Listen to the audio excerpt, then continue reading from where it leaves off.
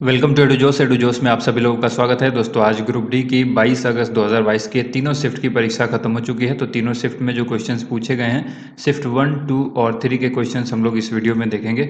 अगर वीडियो आपको पसंद आती है तो वीडियो को लाइक एंड शेयर जरूर कीजिएगा। डेली आपको जो एनसीईआरटी के चैप्टर्स हैं वो आपको सॉल्व करके बताए जाते हैं, उनसे रिलेटेड क्वेश्चन आपको लगातार एग्जाम में देखने को मिल रहा है। जैसे कि लाइट चैप्टर हमने बताया, ठीक है, जिसके अंदर अभी हम लोग सिर्फ मिरर पढ़ चुके हैं, लेंस नहीं पढ़ा है हमने। लेंस की वीडियो आपको कल सुबह मिल जाएगी। और इससे पहले हमने न्यूमेरिकल भी इसमें बताया हुआ है। और इसके पहले हमने जो बताया था जैसे कि रासायनिक अभिक्रिया और समीकरण को संतुलित करना, तो वो सब वहाँ पर भी वो चैप्टर से भी क्वेश्चंस पूछे जा रहे हैं। धातु अधातु इनसे भी सवाल पूछे जा रहे हैं। इन 3 चैप्टर को हमने अब तक देखा है, आगे भी आपको इस तरह के वीडियो मिलती रहेगी। तो चलिए वीडियो को शुरू करते हैं। सबसे पहले फर्स्ट शिफ्ट के क्वेश्चन देखेंगे जो आज पूछे गए हैं मॉर्निंग में। मानव में अलैंगिक गुणसूत्रों की संख्या कितनी है? 44 है। 22 जोड़े में आप इसको कह सकते हैं। नॉर्मली अगर आपसे पूछा जाए कि मानव में गुणसूत्रों की संख्या कितनी है, तब आप आंसर करेंगे 23 जोड़ा यानी 46 गुणसूत्र होते हैं। अलैंगिक गुणसूत्र की संख्या 44 होती है, जिसको हम लोग 22 जोड़ा कह सकते हैं।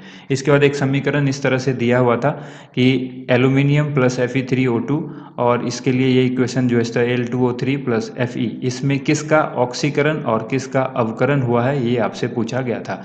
तो देखिए इस तरह के क्वेश्चंस हम ऑलरेडी डिस्कस कर चुके हैं। इक्वेशन को देख करके ही आप बता सकते हैं कि यहाँ पर देखिए Al था तो इधर Al2O3 हुआ है, यानी इसमें ऑक्सीजन आया है।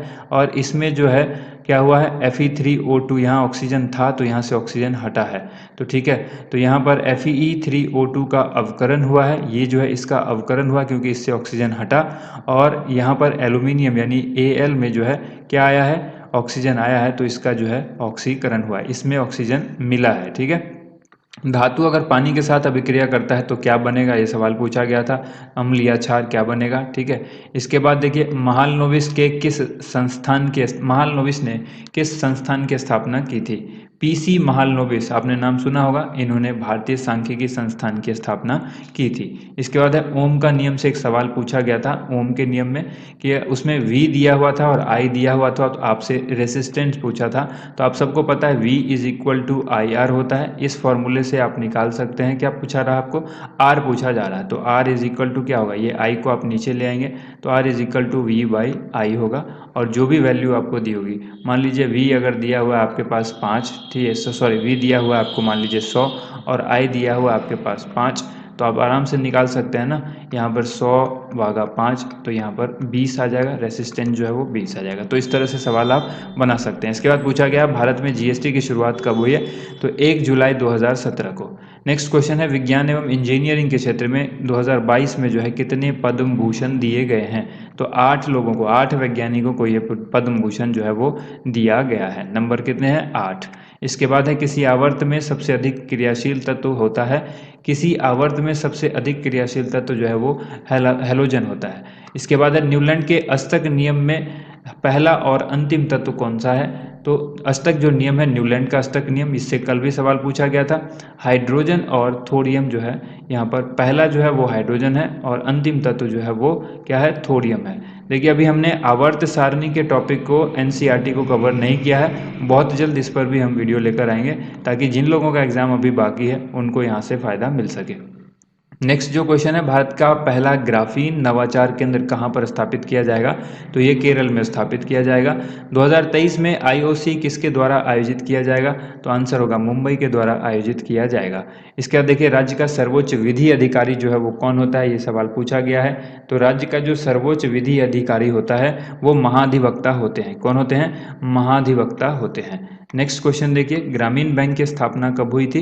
नरसिंह समिति की सिफारिश से हुई थी। ये 1975 में ये समिति जो है वो सिफारिश की थी इसने, और इसकी जो स्थापना को मान्यता मिली थी वो संवैधानिक मान्यता 1976 में मिली थी। किसको? ग्रामीण बैंक को, जिसको हम लोग रीजनल रूरल बैंक कहते हैं, RRB। इसकी भर्ती भी आती है IBPS के थ्रू, तो आप सबको मालूम होगा। तो इसकी स्थापना कब हुई थी? 1976 ईस्वी में हुई थी। इसके बाद देखिए अमाशय में कौन सा अम्ल पाया जाता है? HCl अम्ल पाया जाता है। ये इस तरह से क्वेश्चन नहीं था। अमाशय में HCl अम्ल पाया जाता है, एक स्टेटमेंट दिया गया था, दूसरा एक और स्टेटमेंट दिया गया था, ठीक है, और उसमें से बताना था कि कौन सा सही है। तो अमाशय में जो अम्ल है, कौन सा अम्ल पाया जाता है, HCl पाया जाता है। ये वाला स्टेटमेंट सही था। छोटा नागपुर का पत्थर किस राज्य में है, तो ये झारखंड में है। ठीक है, छोटा नागपुर का जो पठार है वो किस राज्य में है, यहाँ पर पठार होगा। ठीक है, वो किस राज्य में है, झारखंड में है। इसके बाद है त्रिपिटक किस धर्म का ग्रंथ है, तो आंसर हो जाएगा बौद्ध धर्म का। पंचायती राज में कितने विषय हैं, ये पूछा गया। देखिए पंचायती राज जो है ना, पूरे ग्रुप डी के अंदर 17, 18 और 22 3 दिन एग्जाम हुआ है। कोई भी ऐसा शिफ्ट नहीं है जिसमें पंचायती राज से क्वेश्चन नहीं पूछा गया। पंचायती राज को बिल्कुल घोल करके आप लोग पी जाइए, यहाँ से आपको क्वेश्चन देखने को मिल रहा है और लगातार मिल रहा है। एक ही क्वेश्चन, तरह तरह के क्वेश्चन जो है घुमा फिरा करके बार बार उसी तरह के क्वेश्चंस को पूछा जा रहा है। केंद्र राज्य के बीच शक्ति का बंटवारा क्या कहलाता है, संघवाद कहलाता है। राजा राम मोहन राय के बाद जो है ब्रह्म समाज की जो है वो किसने संभाला, तो आंसर हो जाएगा देवेंद्र नाथ टैगोर ने संभाला था। ठीक है, नेक्स्ट क्वेश्चन देखिए, यीस्ट का किसके उत्पादन में यीस्ट का जो प्रयोग है वो किसके उत्पादन में होता है, तो आंसर हो जाएगा, यहाँ पर ऑप्शन दिया गया ऑक्सीजन, अल्कोहल, शुगर, HCl। तो राइट आंसर क्या हो जाएगा, राइट आंसर हो जाएगा अल्कोहल। ठीक है, यीस्ट का उपयोग जो है, वैसे यीस्ट का उपयोग और भी चीज़ों में होता है, जैसे कि पाव रोटी बनाने में, ठीक है, पिज़्ज़ा बनाने में, इसके बाद पिज़्ज़ा हो गया, पाव रोटी हो गया, इस तरह की, जैसे खमीर, इसको यीस्ट को हम लोग क्या बोलते हैं, खमीर बोलते हैं। तो ये सब जो है इसको हम लोग इस्तेमाल करते हैं। ब्रेड बनाने में इसका इस्तेमाल होता है, यीस्ट का, खमीर का। आगे देखिए, मेघालय के गारो जनजाति का प्रमुख उत्सव पूछा गया था, तो ये वंगाला उत्सव है। वंगाला उत्सव कहाँ का है, मेघालय का है। भरोसा योजना पूछा गया है, किस राज्य में शुरू हुई है, तो आंसर होगा आंध्र प्रदेश। ठीक है, आंध्र प्रदेश के अंदर ये भरोसा योजना जो है वो शुरू हुई है। इसके बाद देखिए, अवतल दर्पण में वस्तु कहाँ पर रखने पर प्रतिबिंब वास्तविक, उल्टा तथा वस्तु के आकार का बनेगा। कल ही बताया था, अगर वीडियो को आपने ध्यान से देखा होगा तो मैंने बताया भी था कि यहाँ पर वक्रता केंद्र होती है, उसी पर ये बनेगा। ये वाला अगर पूछा जाता है तो आंसर होगा वक्रता केंद्र यानी C पर बनेगा। अगर उत्तल लेंस में वस्तु 2F पर रखी है तो आवर्धन क्या होगा, ये पूछा था। आवर्धन आपसे पूछा था कि क्या होगा, तो देखिए इसमें जब 2F पर वस्तु रखी होगी उत्तल लेंस में, तो वस्तु जो है वहीं पर बनेगी 2F पर ही। ठीक है, ठीक उसके नीचे बनेगी। तो जब नीचे बनती है तो हमने आपको बताया था कि नीचे जब बनती है तो इस वाले पोजीशन में ऊंचाई जो होगी उसकी वो माइनस में होगी, इधर जो होती है वो प्लस होती है, इधर भी माइनस होता है और इधर भी जो है लंबाई होती है वो प्लस में हम लोग देखते हैं। जैसे एक्स एक्सिस और वाई एक्सिस आप लोग देखते हैं, एक्स ये और ये वाई, तो इस तरह से ये वाला जो है ऊपर वाला पार्ट प्लस होता है, नीचे वाला पार्ट जो है निगेटिव होता है। तो इमेज बनी नीचे, उल्टी इमेज बनी, तो यहाँ पर क्या होगा, -1 होगा। देखिए सेम साइज की इमेज बन, जब किसी C पर ही बनी है तो सेम साइज की इमेज बनेगी, लेकिन उल्टी बन रही है, इसीलिए इसको हम लोग -1 इसका जो है क्या होगा, -1 इसका आवर्धन हो जाएगा। अगर अपवर्तनांक 1.5 है तो चाल कितनी होगी, ये सवाल पूछा गया है। तो देखिए इसमें आपको याद रखना है कि चाल होगी 2 × 10⁸ मीटर पर सेकेंड। कैसे होगी, आप सबको पता है, अपवर्तनांक = C/V। C यहाँ पर क्या है, प्रकाश की चाल है। ठीक है, प्रकाश की चाल है, और प्रकाश की चाल आप सबको पता है 3 × 10⁸ मीटर पर सेकेंड, ये इसकी चाल है। बटे में v आपसे पूछा गया है, n दिया हुआ है, तो आपसे पूछा जा रहा है v क्या है। ठीक है, तो इस n को हम लोग यहाँ v के स्थान पर ले आते हैं, यहाँ n हो जाएगा, और यहाँ v हमको वेलोसिटी पता लग जाएगी कि उसी माध्यम में चाल कितनी होगी। तो यहाँ पर n की वैल्यू हमको दी गई है, n की वैल्यू कितनी है, n की वैल्यू है 1.5। ठीक है, तो 1.5 यहाँ पर हम लिखेंगे, और 1.5 को जब हम यहाँ से गुना करके इसको सॉल्व करेंगे, तो देखिए इसको सॉल्व करेंगे तो क्या होगा, 1.5 से ये 2 बार में कट जाएगा, तो 2 × 10⁸ मीटर पर सेकेंड ये आंसर आएगा। नेक्स्ट शिफ्ट में जो क्वेश्चन पूछा गया है, देखिए बाल सेवा योजना किस राज्य ने शुरू की, उत्तर प्रदेश ने शुरू की है बाल सेवा योजना। नेक्स्ट क्वेश्चन देखिए, अगला सवाल यहाँ पर है, पंचायती राज से संबंधित उपबंधों की चर्चा किस भाग में है, तो आंसर हो जाएगा भाग 9 में। देखिए फिर से पंचायती राज पूछा गया सेकंड शिफ्ट में भी। उसके बाद है, आयन मंडल की किस परत को रेडियो लघु तरंगे परावर्तित होती है। आयन मंडल की किस परत पर रेडियो लघु तरंगे जो है वो परावर्तित होती है, तो एक लेयर आपको याद रखना है, F1 एंड F2 लेयर होता है, जिसको हम लोग एप्लीटन परत कहते हैं, तो ये इसका राइट आंसर होगा। सिंधु दर्शन फेस्टिवल कहाँ पर मनाया जाता है, लेह और लद्दाख में। लद्दाख जो है वो यूनियन टेरिटरी बन चुका है, पहले जम्मू कश्मीर के अंदर ये आता था, अब ये खुद एक केंद्र शासित प्रदेश बन गया है। इसके बाद देखिए, गारो खासी जयंतिया जो पहाड़ी है वो किस भाग में है, तो हिमालय के पूर्वी भाग में है। इसके बाद देखिए 15वें वित्त आयोग के अध्यक्ष पूछा गया है, NK सिंह इसका राइट आंसर होगा। दलित बंधु योजना किस राज्य ने शुरू की है, दलित बंधु योजना, देखिए वित्त आयोग 14 में भी आपसे पूछा जा सकता है, इसका आंसर याद रखिएगा YV रेड्डी, YV रेड्डी। और इस तरह से जितने भी वित्त आयोग से संबंधित है। इसके बाद है जैसे कि देश के पहले चुनाव आयुक्त कौन थे, उनको याद रखिएगा। वर्तमान में जो वित्त आयोग के अध्यक्ष हैं वो कौन है, एन.के. सिंह हैं। ठीक है, इसी तरह से जितने भी क्वेश्चन बन सकते हैं करंट अफेयर्स के क्वेश्चन से लेते हुए साथ साथ स्टैटिक जीके के क्वेश्चन को भी आपको ध्यान रखना है। नेक्स्ट यहाँ पर दलित बंधु योजना, ये किस राज्य ने शुरू की है, तो ये की है तेलंगाना ने। अगला सवाल है जाइलम से पूछा गया था कि जाइलम का काम क्या है।